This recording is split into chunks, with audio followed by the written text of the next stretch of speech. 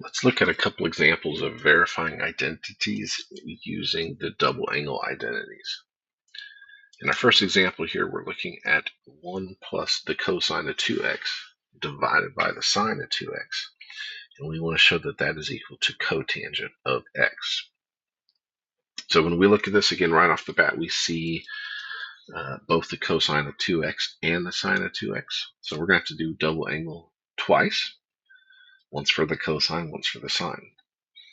The sine part's really easy. We know that the sine of 2x, it has to equal the sine 2 times the sine x times the cosine x. But cosine of 2x has several options. We could write it as 2 cosine squared x minus 1. We could write it as 1 minus 2 sine squared x. Or we could write it as the cosine squared of x minus the sine squared x.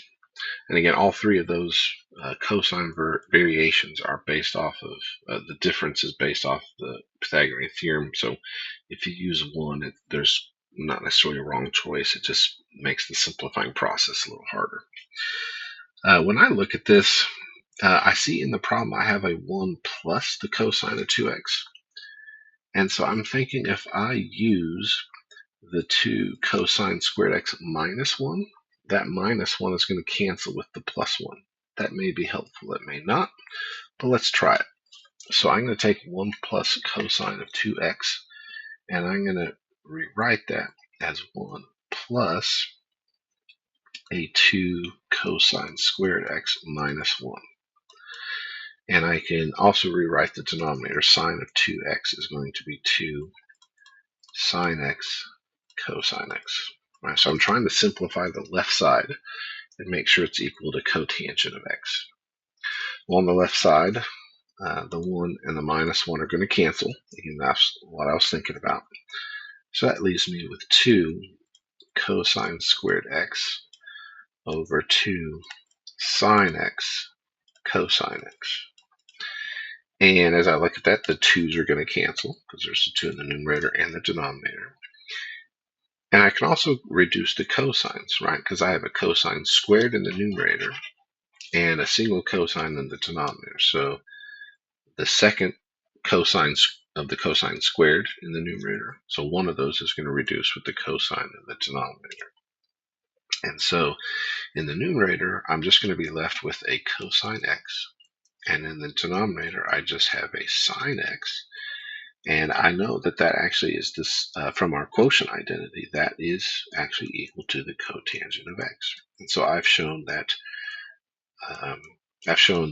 the 1 plus cotangent, the 1 plus cosine of 2x divided by the sine of 2x is in fact equal to cotangent of x. And that's what we were trying to show. So that verifies that that identity actually is true. All right, let's try another example here. This time we have the quantity of the cotangent of theta minus the tangent of theta divided by the quantity of the tangent of theta plus cotangent of theta. And we want to show that that's equal to the cosine of 2 theta. Again, I see the cosine of 2 theta, so that's where we're going to see this double angle identity come into play. But instead of trying to rewrite that cosine of 2 theta, I'm going to try and simplify that left side, because that left side is kind of a big fraction here, and it's going to actually get bigger, I think, as we go through this.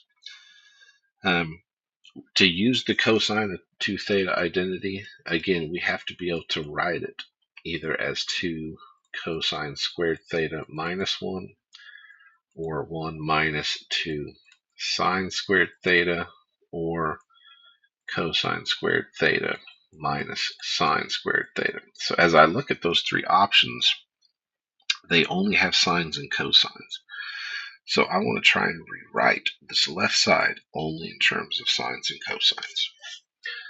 And so to do that, I know cotangent is cosine of theta over sine theta, and tangent theta is sine over cosine. So we're going to have the quantity cosine of theta over sine theta minus sine theta over cosine theta.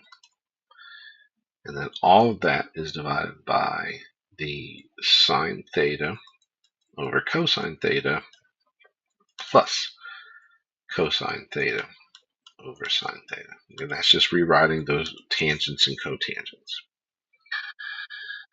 So in the numerator and the denominator, we're trying to combine two fractions, which means we need a common denominator. For the fractions with a sign in the denominator, they need a cosine. So I'm going to multiply both of them by cosine over cosine.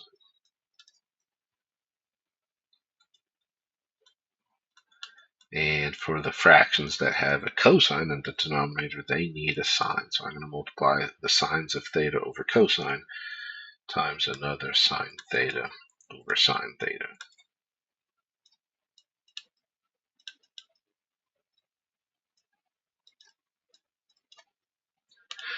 Okay, so when I multiply cosine times cosine, I get cosine squared. So we're going to have cosine squared theta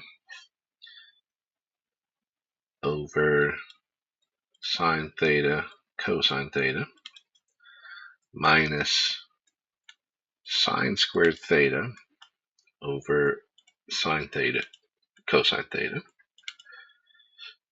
And all of that is over a sine squared theta over sine theta cosine theta plus a cosine squared theta over sine theta and cosine theta. And so since all of our fractions now have common denominators, we can go ahead and combine our fractions. So in the top part of this big fraction, we're going to have a numerator of cosine squared theta minus sine squared theta. But that's now combined over the common fraction sine of theta cosine theta. And then in the denominator of this whole thing, we're going to have sine squared theta plus cosine squared theta all over the common denominator of a sine of theta times a cosine theta.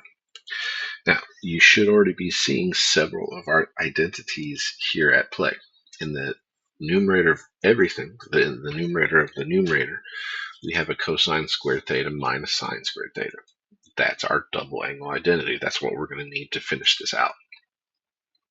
In the numerator of the bottom fraction, we have a sine squared theta plus cosine squared theta. That's the Pythagorean identity. That's going to equal 1.